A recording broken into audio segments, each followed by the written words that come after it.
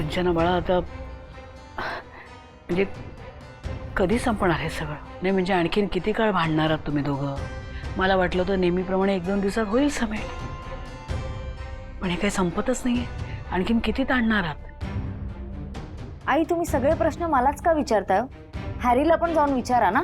अगं तुला असं का वाटतं मी त्याच्याशी बोलले नसेन? मी तुम्हा दोघांमध्ये कधीच भेदभाव करत नाही. जसं तो माझा मुलगा आहे, तू पण माझ्या लेकीसारखीच आहे. माझ्या वागण्यात कधी भेदभाव केल्याचं आठवतंय का तुला? जाऊ दे नाही, हॅरीसाठी मी एवढी वर्ष एवढं काही केलं, पण सडनली त्याला त्याचे आई वडील इम्पॉर्टंट झाले. आणि खरं सांगू, आता मला हे सगळं विचार करून खूप त्रास होतोय. त्यामुळे प्लीज मला ह्या सगळ्यामुळे तुमच्याशी बोलायची इच्छा सुद्धा होत नाही. सो आमच्या मॅटरमध्ये पडू नका. तुला असं वाटतंय याचं खरंच वाईट वाटतंय मला, पण तुझी चिडचिड कळते मला. हे बघ, मी समजू शकते तुला आमच्याशी नाही ना बोलायचं, नको बोलूस, आम्ही नाही पडणार यात. पण मग एखादा समोपदेशक त्याची मदत घे. कदाचित वेगळ्याच व्यक्तीशी बोलल्यावर तुमचं मन हलकं होईल. म्हणजे ती व्यक्ती तुम्हाला कदाचित एक वेगळा दृष्टिकोन देऊ शकते. काउन्सिलर, आई तुम्ही काय बोलताय? तुम्हाला कळतंय का? तुम्हाला काय मला वेळ लागले असं दिसतंय का? अगं मी तू एकटी जा असं कुठे म्हणते? तुम्ही दोघंही जाणं गरजेचं आहे. हे बघ, हे जे आहेत मॅरेज काउन्सिलर, ते नात्यांचे डॉक्टर असतात ना गं. जेव्हा नवरा बायकोमध्ये असा वाद होतो, समेट घडत नाही, तेव्हा हे मॅरेज काउन्सिलर तुम्हाला नीट समजावून सांगू शकतात किंवा जे काही चुकतंय त्याच्यावर एखादा मार्ग, उपाय सांगू शकतात. त्यात वेडेपणाचा काय संबंध आहे? आई, मी एका अनोळखी व्यक्तीकडे आमच्या नात्याबद्दल बोलायला जाणार नाही. मॅरेज काउन्सिलरचं कामच आहे हे.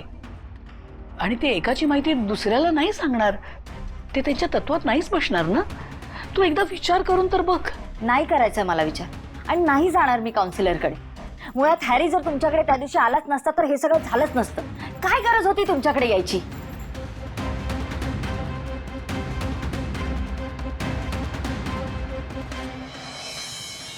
आई अहो, काय सांगू मी तुम्हाला, सिंचना अजिबात ऐकूनच घेत नाही. तिचं फक्त एवढंच चाललंय, तू त्या घरी का गेलास, का गेलास. आता आई मला तुम्ही सांगा, माझ्या आयुष्यात इतक्या वर्षानंतर आज पहिल्यांदा इतकी आनंदाची गोष्ट घडली आहे. ती गोष्ट सुद्धा मी माझ्या घरच्यांना सांगायची नाही का? पण तुला माहिती आहे ना आमची सिंचू कशी आहे ते. अरे ती एकुलती एक आहे आणि आम्ही खूप लाडाने वाढवलंय तिला. अगदी छोट्या छोट्या गोष्टी सुद्धा ती फार मनाला लावून घेते रे. आई हो, ती एकुलती एक आहे. तसंच मी सुद्धा माझ्या घरचा धाकटाच मुलगा आहे ना. माझी सुद्धा छोट्या छोट्या गोष्टींवरून चिडचिड होतेच, पण ती चिडचिड मी कधीच तिच्यावर काढत नाही. मी नेहमी हा विचार करतो की ती एवढं मोठं घर, तिची एवढी चांगली लाईफस्टाईल सोडून माझ्यासाठी त्या घरी आली आहे. त्यामुळे तिला कुठल्याही गोष्टीचा त्रास व्हायला नको. आई, इतक्या वेळा समजून सांगून सुद्धा ती माझं ऐकतच नाही. पण आता बस, अति झालंय.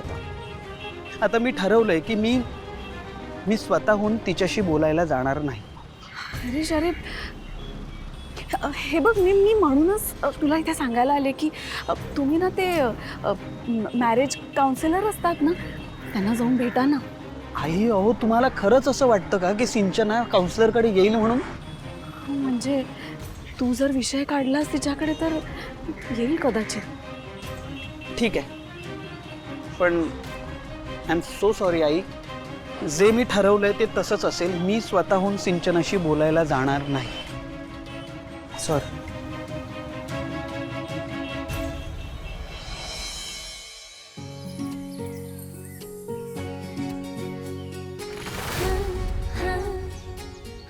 माझं मिस्टर कानेटकरांवर प्रेम आहे, प्रेम नाहीये. आहे, नाहीये. प्रेम आहे, प्रेम नाहीये.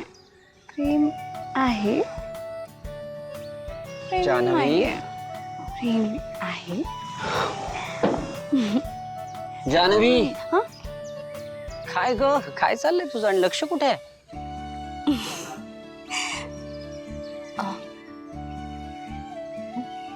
इकडे ये. ओके.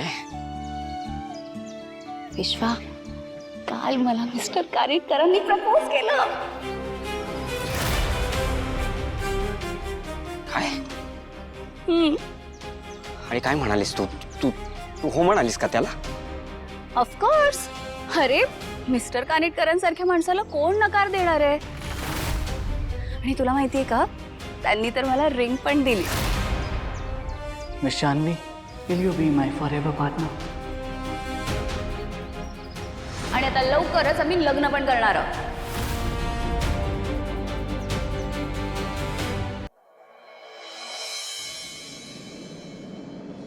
तू हवीशी मला, तू हवीशी आज कळे तुला, तू हवीशी भाषा झाले कालचे, आज ते झाले खरे, तरी का हुरहुर वाटे आपुलीशी. तू हवीशी मला, तू हवीशी आज कळले तुला, तू हवीशी.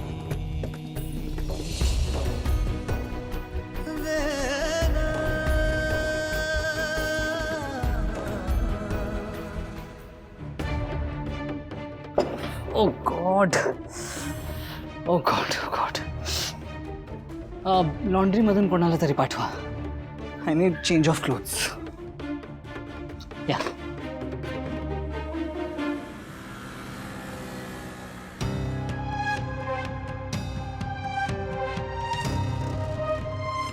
सिंचना, काय आहे? किती पसारा घालून ठेवलाय आणि असं दरवाजा पण सतत उघडा ठेवलास. काय चाललंय नेमकं तुझं? मग काय करू मी वहिनी? मला नाही जमत आहे काय. मी आहे हॅरीवर डिपेंडेंट. मी नाही जाऊ शकत त्याच्याशिवाय. सिंचना, हे बघ, तुझी ही अवस्था मला नाही बघवत ग. आणि तू त्याच्या आठवणीत इतका त्रास करून घेते स्वतःला, आणि तो तिकडे वाट्यावर वाट्या आमरस चोपतोय. म्हणजे त्याला माझी आठवण येत नाही? एकटा असेल तर त्याला आठवण येईल ना तुझी. अगं, त्याची आई नुसता लाड करते तिकडे. आणि आता तर काय बाबा, साहेबांना नोकरीच लागली म्हणून अजूनच भाव मिळतोय. सिंचना, जेव्हा तो काही करत नव्हता तेव्हा तूच त्याला पोसलं ग. आणि आता जराशे पैसे कमवायला लागला की लगेच त्यांच्या घरच्यांचा लाडका झाला का तो? अगं सिंचू, त्याच्या पैशांवर ना रोज मजा करतायत हे. आणि मला कळतच नाही की आपली बायको जवळ नसताना असं घशाखाली अन्न तरी कसं उतरतं. रोज रोज पार्ट्या चालू आहेत. बास वहिनी, बास. मला खूप राग येतोय हॅरीचा. आता जर तो माझ्या समोर असताना मी त्याचं काय केलं असतं मला नाही माहित.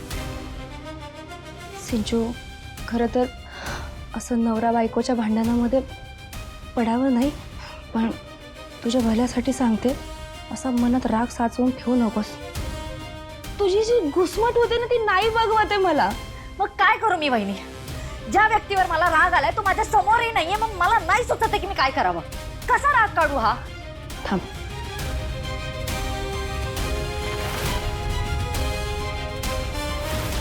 काहीही कर, पण मनातला राग बाहेर काढ.